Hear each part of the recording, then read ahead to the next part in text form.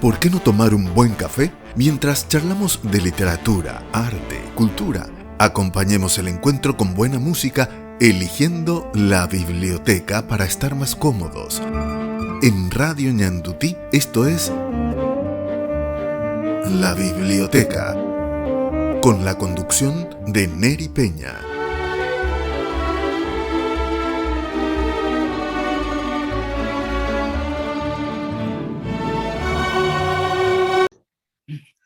Amigos y amigas de la biblioteca, hoy estamos con la escritora Teresa Méndez Fait. En realidad un honor, Teresa, tenerte aquí en la biblioteca, así que bienvenida a esta tu casa. Nos une un cariño inmenso. ¿Dónde estás ahora, Teresa, para que la audiencia sepa?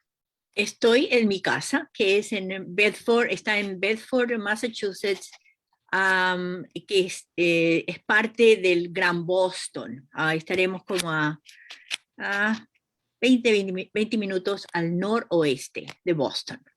Claro, y compartimos el mismo horario con Paraguay. En este momento sí, exactamente. Estamos creo que hasta octubre o noviembre vamos a estar con la misma hora. Después vamos a tener 2 horas de diferencia. Claro. Bueno, con Teresa hoy queremos hablar sobre ensayos y notas, literatura paraguaya de ayer y de hoy. Aquí tengo el libro, es un material que... Pero en realidad tenés tantos libros, Teresa, y dijimos, bueno, ¿qué es lo que podemos hablar con Teresa? Y vamos a hablar de su hijo nuevo. Así que hablemos de ensayos y notas, literatura paraguaya de ayer y de hoy. Encantada, encantada. Te escuchamos, Teresa, queremos saber, porque tenés aquí, en realidad el libro, quiero ir mostrando, tiene ilustraciones muy especiales, Sí. pero aparte de las ilustraciones, el contenido, en tu primera parte... ¿Querés que te dé una mirada rapidita a la estructura?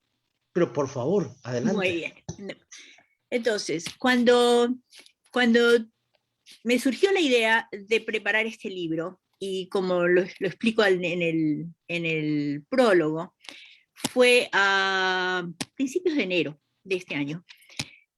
Y a consecuencia de que estaba tratando de separar papeles, buscar cosas, estaba en una campaña de búsqueda. Y en particular estaba queriendo encontrar mis textos, mis ensayos, mis análisis, todo relacionado con la literatura paraguaya, porque tenía pensado más o menos en la parte de atrás de mi mente hacer un libro sobre lo que yo había ido leyendo, algunos artículos ya ya publicados, otros nunca publicados, pero sí presentados en congresos, ponencias, presentaciones de libros que hice en Paraguay sobre...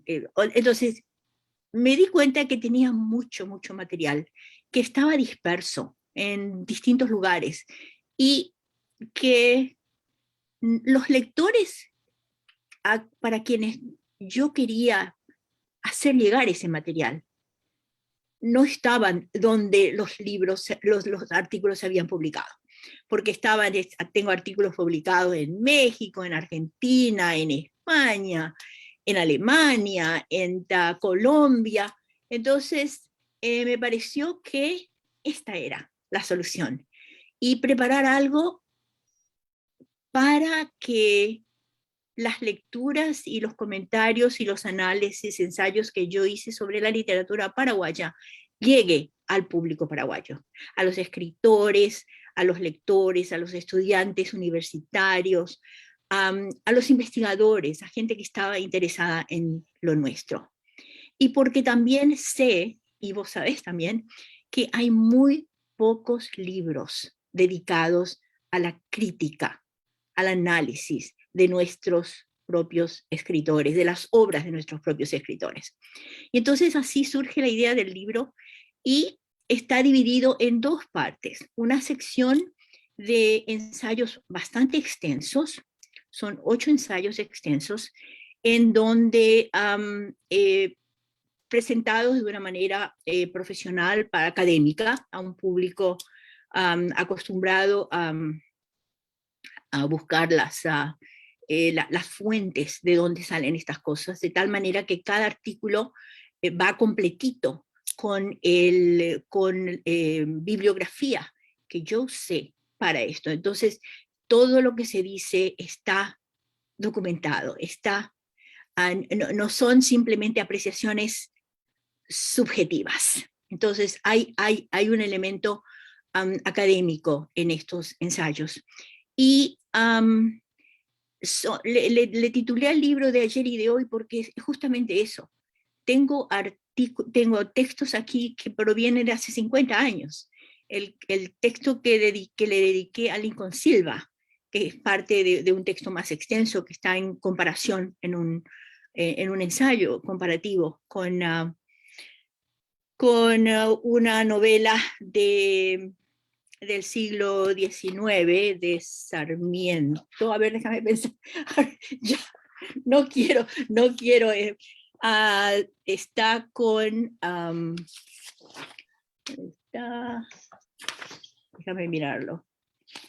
Terror y violencia, civilización y barbarie, y El señor presidente de Asturias y rebelión después de Lincoln Silva, ¿no? Entonces, ese artículo fue publicado en 1971, 50 años. Pero también, o sea, hace 50 años, pero tengo textos entre esas dos fechas, antes y ahora, y el de hoy serían la mayoría de los textos que están en la parte 2, que son presentaciones del libro, y que están en la parte 2, y en la contratapa están también los libros. Entonces, comentarios y presentaciones, prólogos que yo hice para estas obras son bastante recientes, hasta, no sé, 2018-19. Claro, Teresa, sí.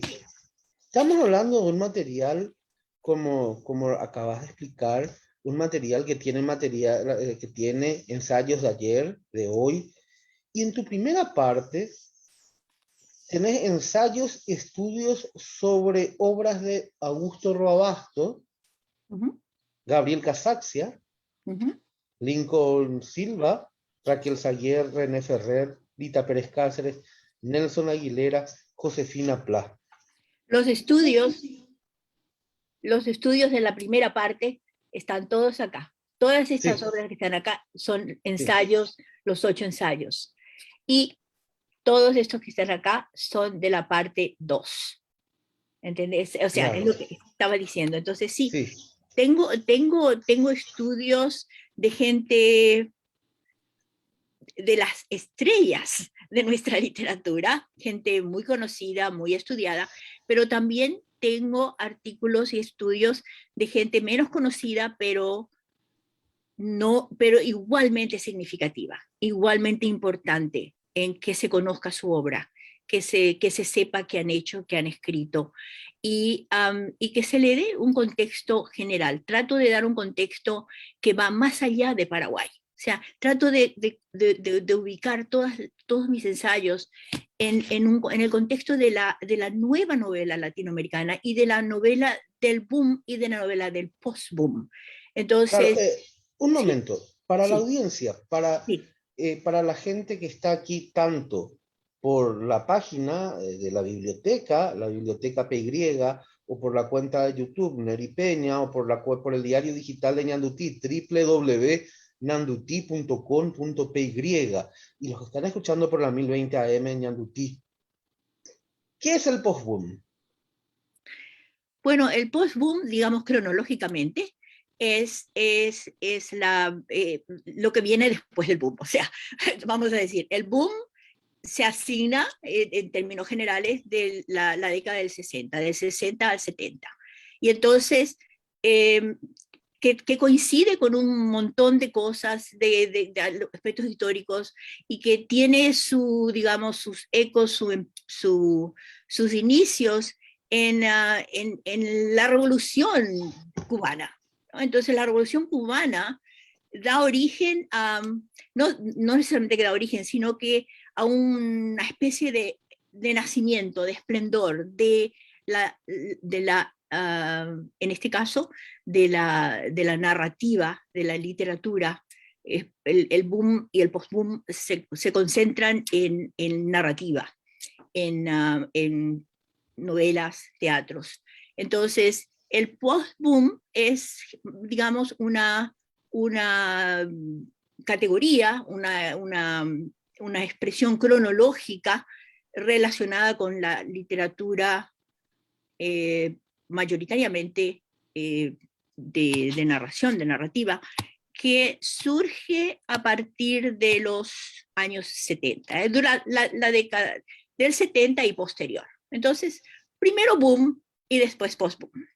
Y lo interesante en el post-boom nuestro, paraguayo, y también, es verdad, en eso también coincide, es que hay una irrupción, hay un boom de literatura femenina escrita por mujeres, en Paraguay, también como en otros países. O sea, ahí están Isabel Allende, están mujeres yo incluí acá dentro de Paraguay, tengo a Los nudos del silencio, de René Ferrer, la niña que perdí en el circo, de Raquel Saguier, y El encaje secreto de Lita Pérez Cáceres.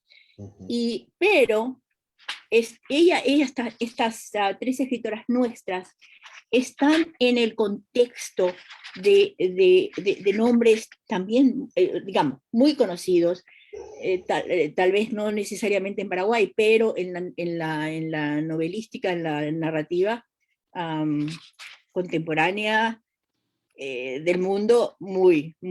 Estoy buscando algunos nombres, porque lo que trato de hacer en todos mis ensayos es poner lo que estoy estudiando, en este caso la literatura paraguaya, en contexto. A ver si te encuentro creo que el artículo está en la página 87, y lo que me estoy refiriendo es al final.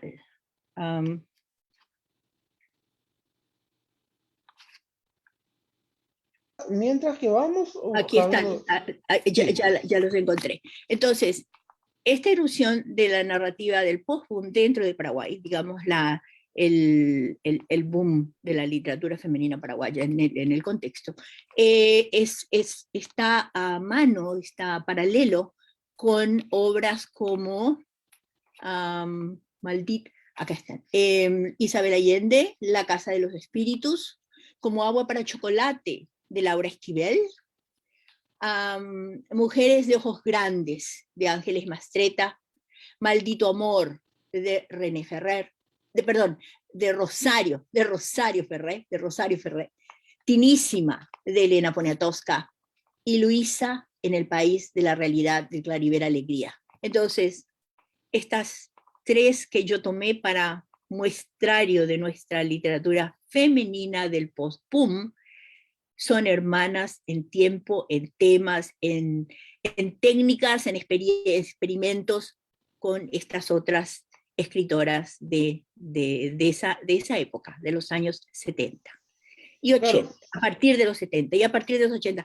Claro que el post-boom es mucho más amplio que el boom, porque el post-boom es todo lo que viene después del boom. Claro, pero bueno, entonces, para ir de vuelta haciendo esa explicación didáctica para los oyentes, el boom, ¿qué diferencia tiene con el post-boom? Yo lo que puedo dar un poquito de adelanto, el post-boom es un término acuñado justamente por un escritor paraguayo, amigo nuestro, Juan Manuel Marco, fue el que comenzó a decir, no, acá hay una división literaria, estos del boom y estos del post-boom. Recién explicamos lo que era el post-boom, ahora explícame lo que es el boom, por favor. Teresa. Así, vamos a hacerlo didáctico para que la gente se prenda y veamos todo lo que Bueno, tiene ensayos y el- notas literatura paraguaya de ayer y hoy. bueno, mira,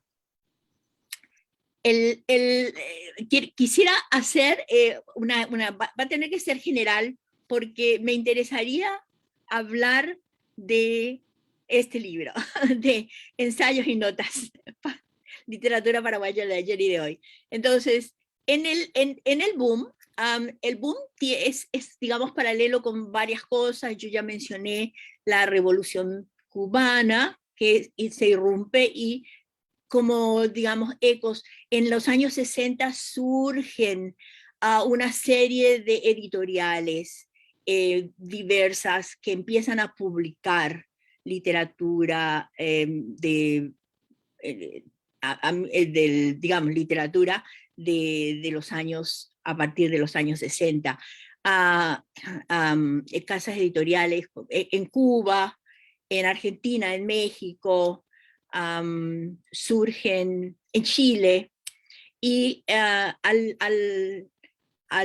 irrumpir el interés del mundo se pone en Latinoamérica, enfocando la Revolución Cubana, para empezar, y después el hecho de que hay con la revolución de carácter político, se produce también una revolución de carácter ideológico, literario, en este caso literario, y, y un interés muy grande en la literatura latinoamericana en particular. A mí yo hablo de la literatura latinoamericana, pero este interés que hace que se publiquen obras en el exterior, y claro, eso crea lectores.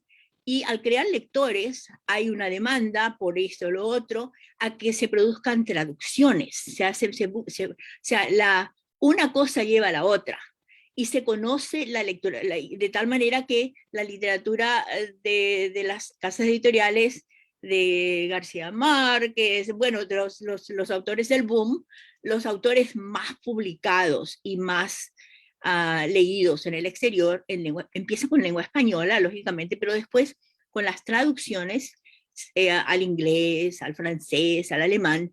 Entonces, ahí está la palabra boom, o sea, se produce una irrupción de mucha lectura, de muchos lectores, de muchos interesados. Entonces, y también como se puede decir, hay técnicas, hay estilos y técnicas que se experimentan, hay mucha experimentación, hay todo tipo de experimentación. Pone, por ejemplo, a Julio Cortázar, ¿no? Con Rayuela. ¿Qué pasa con Julio Cortázar? Una novela que se puede leer de varias maneras, en cualquier orden, y como una rayuela, digamos. Obras como Cien años de soledad, de Gabriel García Márquez, que toma un periodo de 100 años y el contenido viaja y como se esparce. Es como un contenido mítico, y donde la realidad latinoamericana, que es más amplia que la realidad que no está encasillada en, digamos, en parámetros solamente realistas, sino que entra lo mítico y entra a lo maravilloso, la idea de lo maravilloso, el realismo mágico que son primos hermanos. Todo eso entra en la novela también otros campos. Antes la novela tenía, o la narrativa, se dedicaba a temas exclusivos, literarios, o sea, había cosas que no se podía decir en una novela, que no se podía escribir. Y ahí empiezan campos, ¿no? En Rayuela, por ejemplo, es muy rica. Entra la filosofía, entra la teología, entra la religión, entra la política, entra la historia. O sea, entran otros campos. Ya rompe barreras, cumple barreras. Pero claro que esto también, el boom, bueno, tiene una cierta vida, o sea, puede experimentar tanto y después ya un elemento que no quedó muy, muy centrado, como vinieron tantos tipos de experimentos técnicos, textuales, intertextos, todo tipo ¿cómo puedo decir? Uno quería experimentar y ahí estaba. Pero la historia, ¿qué pasa con la historia? No queda en el foco, pero sí empieza con el post-boom. Los escritores vuelven a la historia, vuelven a reconstruir la historia. O sea, en pocas palabras, Sí. se da una preferencia por la narrativa histórica. Se da una preferencia por la narrativa histórica, pero revisándola, o sea, metiendo también elementos de la intrahistoria, no la historia oficial. Hay una especie de cuestionamiento a la historia oficial. Y entran, por ejemplo, estoy pensando en el texto que está en el libro de las tres nuestras, sí, que entran en elementos que tienen que ver con, en este caso, la historia personal, vivencial de esa realidad que la viven las mujeres. Entonces, de tal manera, en este caso, de la historia. Y no choca, pero complementa a la historia. Claro. En pocas palabras, para hacerlo, reitero, el postboom es una palabra que lo acuñó por primera vez, o lo puso, fue el escritor Juan Manuel Marcos. Defina ese movimiento de la década del 70, de la corriente narrativa latinoamericana. Tiene unas características particulares que recién estuviste describiendo, esa preferencia por la narrativa histórica, que da una revisión, una investigación sobre la época, el lugar en cuestión. Muchas de esas obras hablan, por ejemplo, del exilio, que fue algo común, que sufriste vos, sufrió tu papá, sufrió tu familia, y eso después vamos a ir hablando, Teresa. Porque y se vuelve a la historia. Por eso claro, te interrumpo, porque sí, ese aspecto del post-boom es quizás lo que a mí más me interesó en estudiar mi tesis doctoral, es Paraguay, novela y exilio. Y que estas obras son obras que mayoritariamente, digo, han germinado, se han escrito en ese contexto de los años 70, que es el exilio, vos lo mencionaste.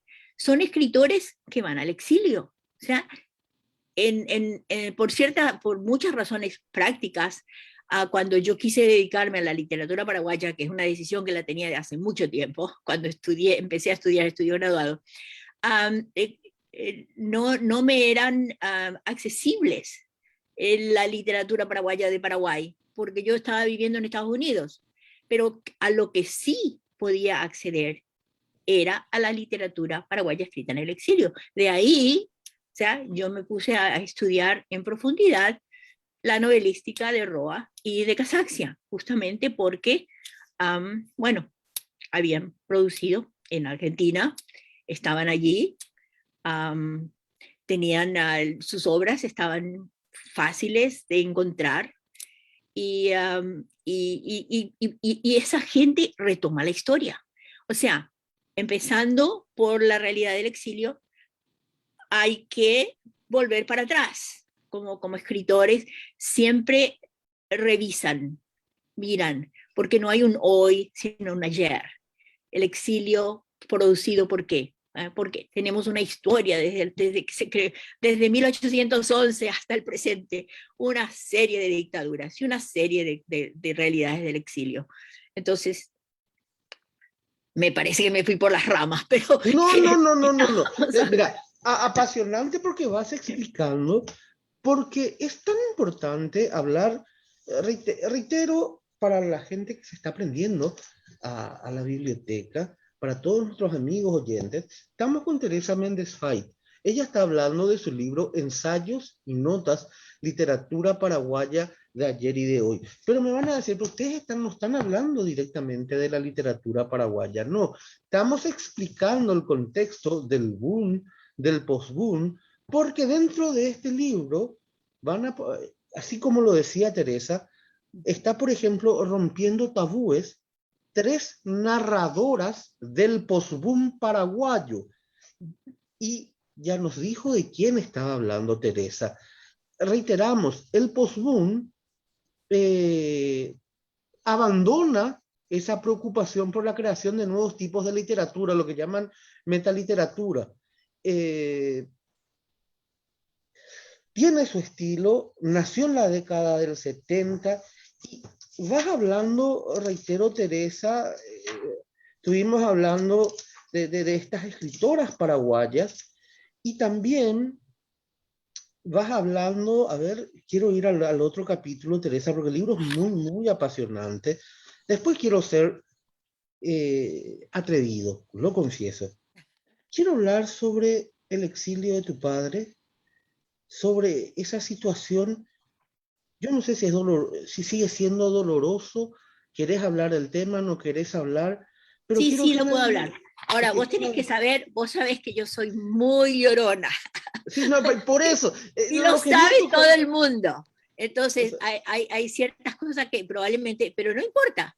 Emoción es mi realidad. O sea, yo sí quiero hablar. Sí quiero hablar, así que vos no te preocupes de mis lagrimitas, porque están siempre a flor de ojos. Bueno, seguimos hablando del libro, de literatura. Sí, porque hay algo que para mí es muy importante y que ya hay como 2 artículos de este libro, pero nadie mencionó mi dedicatoria. Y yo creo que el libro se abre. Para mí es muy importante esta dedicatoria, porque está hecha en in memoriam. Hay mucha gente, paraguayos, entre estos están contenidos en este libro, la mayoría, pero no todos. Sin embargo, fueron mis maestros, fueron digamos, mis guías, fueron de que de alguna manera me ayudaron a que mi interés sobre la literatura paraguaya crezca y continúe, ¿no? ¿Te puedo pedir que leas? Lo voy a leer, por porque favor, quiero... Es cortito. Sí, no, acá lo tengo. Y estoy mirando. Y entre bueno. ellos he visto a Nila López. Nila López. Sí. El aprecio. Nila López es una persona sin filtro. Exacto. Todas las personas aquí mencionadas ocupan un gran lugar en mi corazón y en el de los paraguayos. Yo diría entre la mayoría de los paraguayos. Entonces, dice así, para dedicatoria es larga, pero es importante, me gusta leerla. In memoria. Dedico este libro a escritores compatriotas que me han precedido en el último viaje y me esperan al otro lado del río. Gracias por la generosidad de prologar y presentar varios de mis libros. Entonces, toda esta lista de escritores que están acá, y es en memoria, todos ya han fallecido. Y digo eso porque hay muchos escritores vivos que me han ayudado y me siguen ayudando, y a quienes les debo las gracias y probablemente no voy a esperar que sea In Memoriam, en algún otro libro ahí estarán, pero estos han fallecido. Y son Raúl Amaral, Rubén Vareiro Saguier, que me prologó mi tesis doctoral, Augusto Casola, Gladys Carmañola, Gerardo Fogel, Efraín Enríquez Gamón, Nila López, Elvio Romero, Lucía Escoceria, Rudy Torga. Y otro enorme gracias, hermanos, por inspirarme y guiarme con su vida y obra, a dirigir mi mirada y tiempo a la literatura de nuestra tierra colorada. Y tengo a Gabriel Casaxia, Julio Correa, Rodrigo Díaz Pérez, Ramiro Domínguez, Josefina Pla, Augusto Roa Bastos, Raquel Saguier, Lincoln Silva, Carlos Villagra Marsal. A todos ellos que transitan por estas páginas, recurren en mi memoria y viven en mi corazón. Gratitud infinita. Ex Toto Corde. Fantástico. Y mira, reitero, Teresa, aparte de este documento tan importante escrito, va acompañado de muchas imágenes, un libro muy interesante. Estoy viendo, por ejemplo, que las imágenes, por ejemplo, en la página 10, las imágenes son, están, explican algunos de los que están en mi prólogo, no en mi prólogo, digo, en mi dedicatoria, porque los estuve con ellos en presentaciones de libros, que ellos, la segunda es Rudy Torga presentando mi diccionario y antología de la literatura paraguaya, la primera edición. Ahí estoy con Lucía Escoceria a la izquierda arriba, yo presentando el último libro de cuentos de Lucía, que lo presenté en septiembre de 2008. Y ella falleció inesperadamente el 10 de noviembre del 2008. 2 meses, 3, yo presenté su libro, su último libro de cuentos, que está acá, creo que está acá. Yo presenté su libro en septiembre del 2008, presenté la tercera edición de mi diccionario primero, en agosto, una semana antes de las elecciones de donde Fernando, mi primo, asumió como presidente. Eso fue en agosto, diccionario y antología de la literatura paraguaya, tercera edición. En septiembre presenté este libro, el último libro de cuentos de Lucía. En octubre, Lucía viajó a Encarnación conmigo para presentar el diccionario, que es del lector, con Burián. Viajamos para la presentación y ella presentó mi libro en octubre. Después yo viajé a Estados Unidos, jamás pensando que un mes después, pues, ya estaría. Y esto de acá en el medio es una visita que le hice a Josefina Pla. Uh-huh. No fue mi primera visita a ella, pero fue en un congreso que se hizo en Paraguay si mal no me acuerdo, 1992. Entonces, esta es con doña Josefina. Después aquí estoy abajo con Nila López a la izquierda, que estuvo presente en la presentación de mi libro dedicado a las obras de Nelson Aguilera, que 2014, creo que fue 2014. Y a la derecha estoy con Augusto Casola, que me presentó y me prologó uno de mis libros, el de ensayos, crónicas y ensayos paraguayos de ayer y de hoy.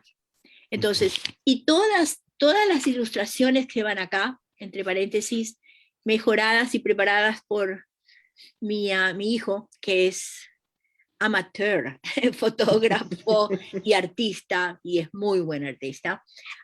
Entonces, todos de alguna manera están relacionados, trato de que relacionados con el artículo. Por ejemplo, en Narrativa Paraguaya de ayer y de hoy, en la página 19, en la página 18 están las dos tapas de narrativa. Y como mencionaste a Juan Manuel, yo incluí acá una reseña que hice de un libro de Juan Manuel, justamente el aludido al post-boom. Y tengo, a ver, ¿dónde está? Hay varias fotos, pero no tantas. Acá está, aquí estoy. Sí, es cierto. Ahí está con Juan Manuel.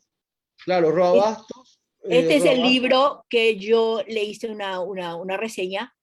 Y aquí estoy con Juan Manuel en Oklahoma, en un congreso, uno de los congresos, él anualmente, cuando estaba en la universidad, en Stillwater, creo que se llama, la Universidad de Oklahoma, él hacía aquí no recuerdo si puse la fecha, pero fue una de sus reuniones en Oklahoma, creo que dedicado a Roa Bastos, si mal no recuerdo. O Roa Bastos o Julio Cortázar, porque él tuvo congresos muy importantes y muy internacionales, o sea, internacionales con un público amplio y con críticos y con profesores y con gente invitada de todas partes del mundo. Claro, estamos hablando de su libro Roa Bastos, precursor del post-boom. Exacto. Exacto. Y bueno, y mira, no es muy largo el texto, el artículo, y acá hay una reseña, o sea, que lean los lectores. Claro, exactamente. Que busquen este libro a Vidalia, así también le ayuda a Vidalia. Este libro, que como dice... Tiene el sello de Servilibro, eso estoy tiene viendo. el sello, acá está, Servilibro, sí. ¿Ves? Como digo y todo el mundo lo sabe, no hay libro sin editor, editoria o editorial, y infinitas mis gracias para Vidalia Sánchez, pero también infinitas mis gracias para todos. Yo tengo libros publicados con Burial, tengo libros publicados con Alejandro Gatti, un montón. Tengo este libro con Vidalia, y también el libro de ensayos anterior que yo coescribí con José Vicente Peiro Barco, el libro sobre ensayos también. Lo coeditaron Alejandro Gatti y Vidalia Sánchez. Y bueno, todavía me faltan. Me gustaría tener libros con todas las editoriales de Paraguay. Me faltan varios, pero en particular me gustaría tener un libro con Cayetano, me gustaría tener un libro con Javier Viveros, que tiene una nueva editorial. Y, ¿por qué no? Me gustaría tener un libro con Uninorte. Vos no sabés, ¿quién es el editor de Uninorte, de la editorial de Uninorte?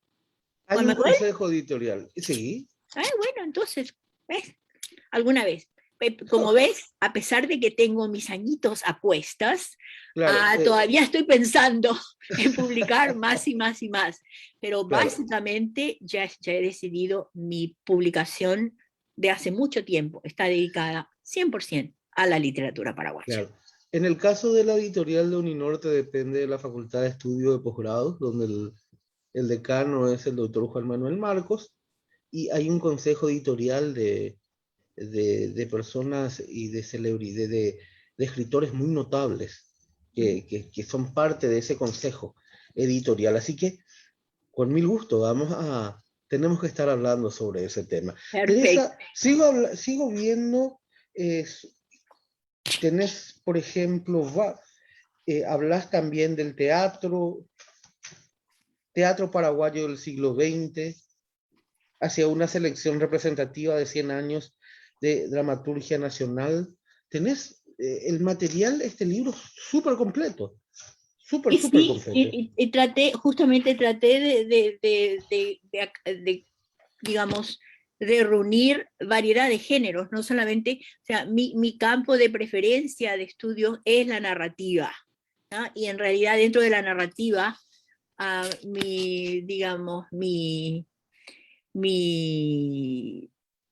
no puedo decir, mi expertise no es la palabra que quiero decir, pero quizás lo que más me gusta es el cuento, es la narrativa corta, cuentos, relatos, y por esa razón empecé en 2019 mi rincón literario de cuentos en audios para pasarlos por radio. Entonces, desde el 8 de febrero del 2019, yo tengo por semana, y creo que no fallé ni una semana, un cuento cada viernes en Panorama de Noticias de Buenos Aires, que es el programa de mi hermano, Epifanio Méndez Val, y desde octubre pasado, ese mismo grupo hasta este momento hay como 128 cuentos que vienen en un contexto, una combinación de 3 partes, o sea, porque yo quiero que cada uno de mis cuentos del rincón literario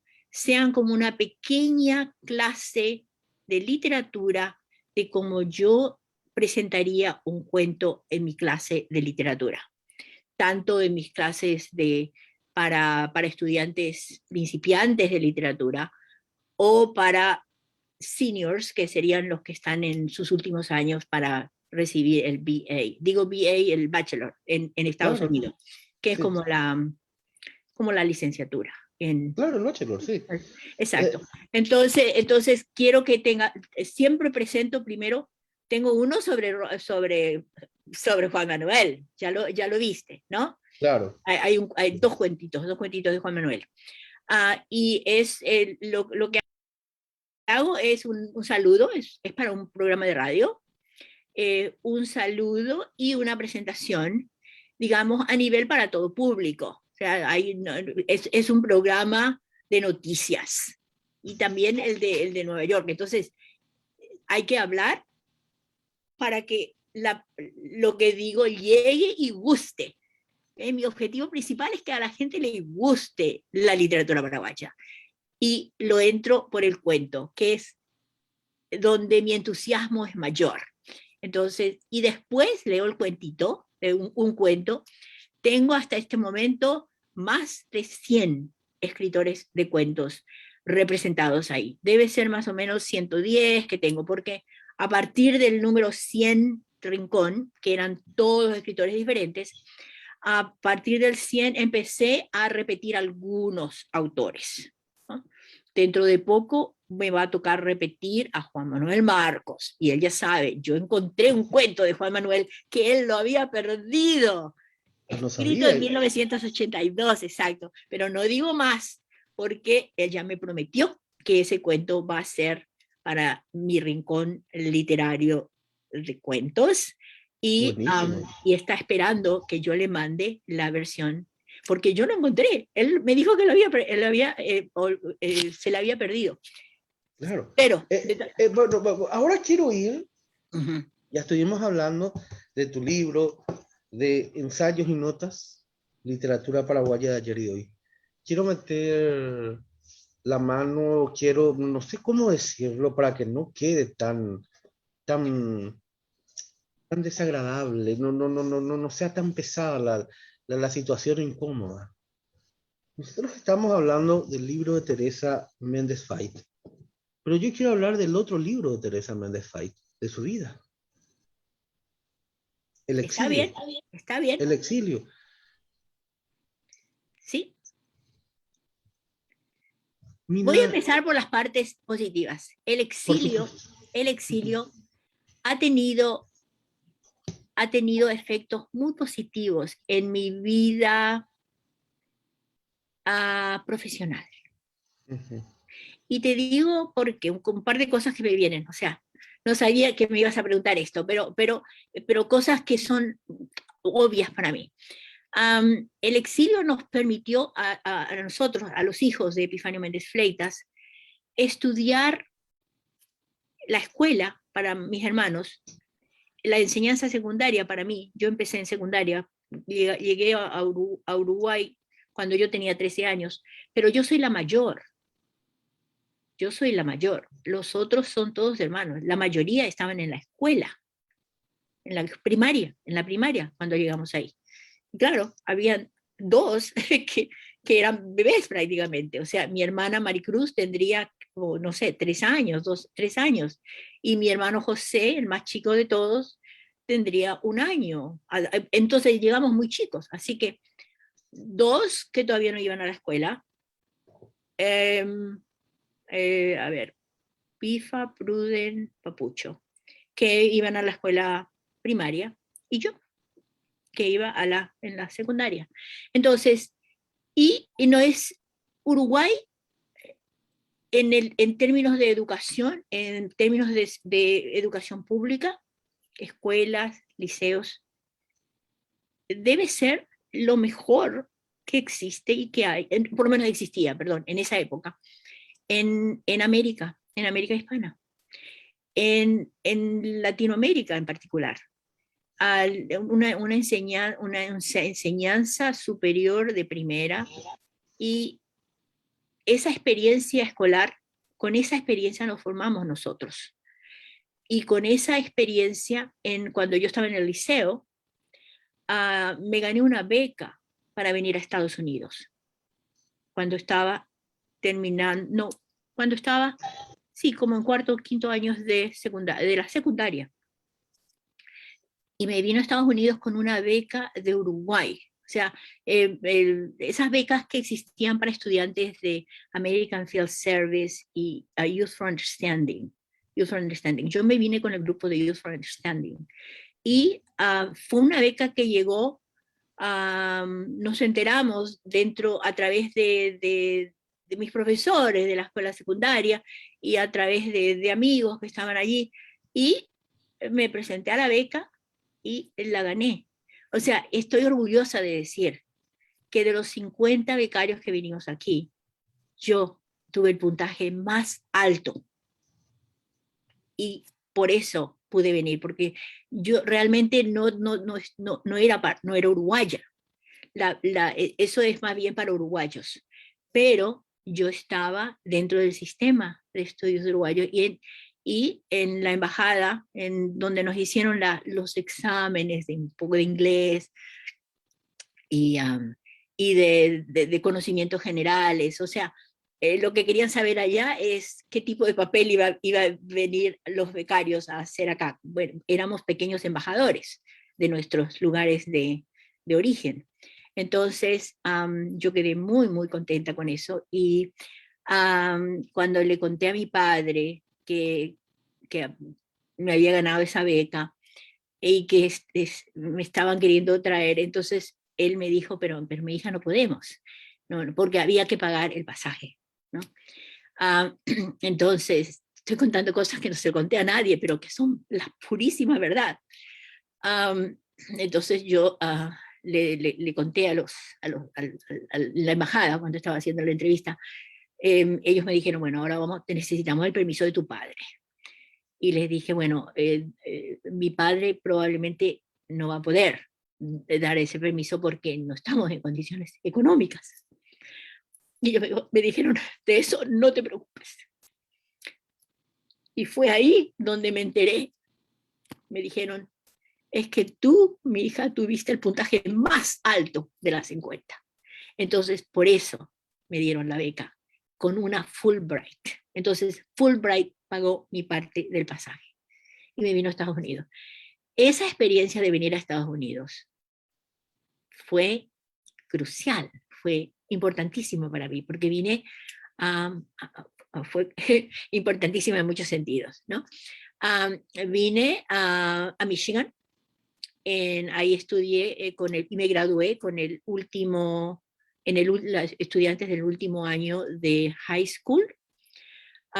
Vine a casa de una familia católica que tenían una hija de mi edad y que tenían un hijo menor que yo. Y llegué bien en un momento en que para ellos y para el pueblito donde llegué, que se llama Mount Morris, para ese pueblito yo era la primera estudiante extranjera en el high school, St. Mary's High School, el liceo de St. Mary's, Santa María.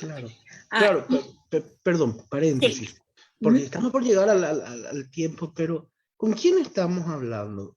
En este momento nos está hablando la escritora Teresa Méndez Feit. No habla ella como escritora, habla como hija de Epifanio Méndez Fleitas, exiliado, y está contando su experiencia desde el exilio, de ese exilio. ¿Me permitís un rato antes que termine el tiempo? Quiero hacer una presentación, por favor. Y ahora, en la biblioteca escucharemos la elección del coleccionista.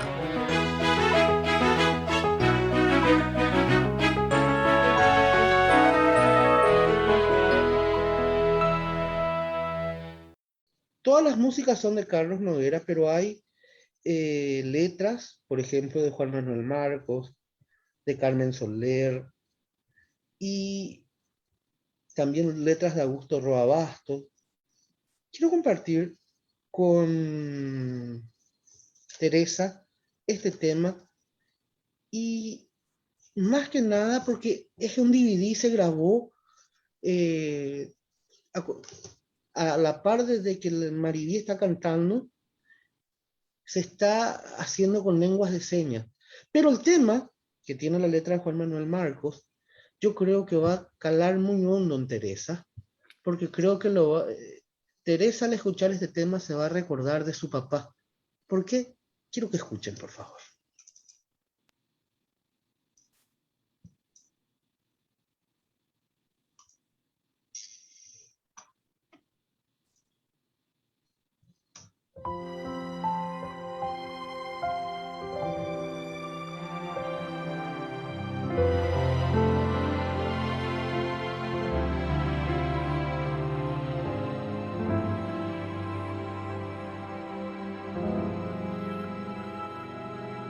Te llevaré conmigo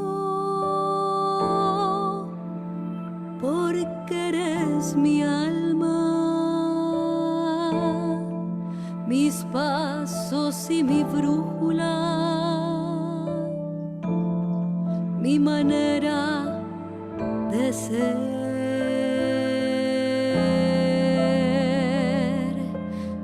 mi conciencia de estar aún en el mundo, amor de ojos lejanos, amor de ojos lejanos.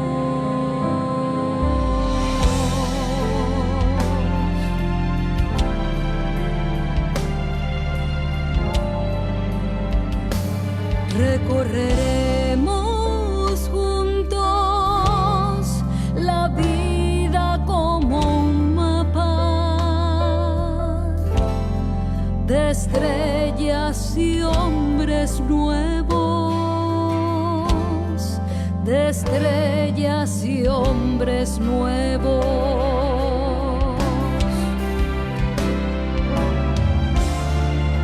Una cartografía secreta y áurea,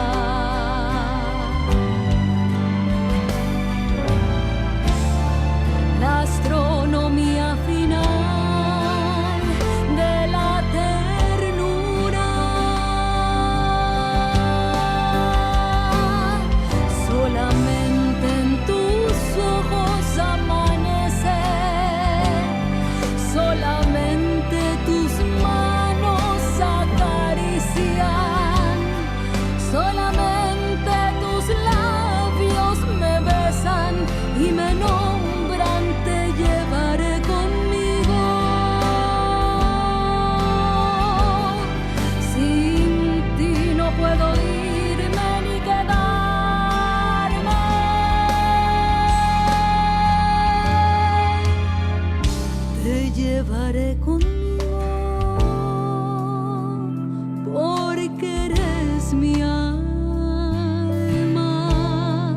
mis pasos y mi brújula,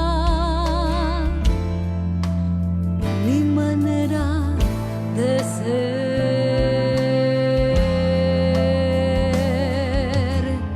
Te llevaré conmigo, te llevaré conmigo, te llevaré conmigo.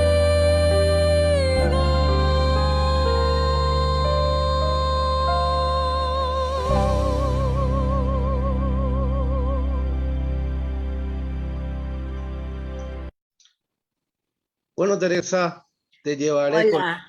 Hermoso, hermoso, ternura, añoranza, lejanía, Teyagaú, hay de Claro que todo sí. acá. Qué belleza, qué Bueno, belleza. un placer, Teresa, tenerte aquí en la biblioteca. Sí, estábamos con Teresa Méndez Fait, que nos hablaba sobre ensayos y notas, literatura paraguaya de ayer y de hoy, y también escuchábamos este material, esta música de Maraví Vargas, cantando Maraví Vargas, letra de Juan Manuel Marcos, música de Carlos Noguera, Te llevaré conmigo. Acá está el material, tiene temas muy, muy lindos, así que muchas gracias a Maraví.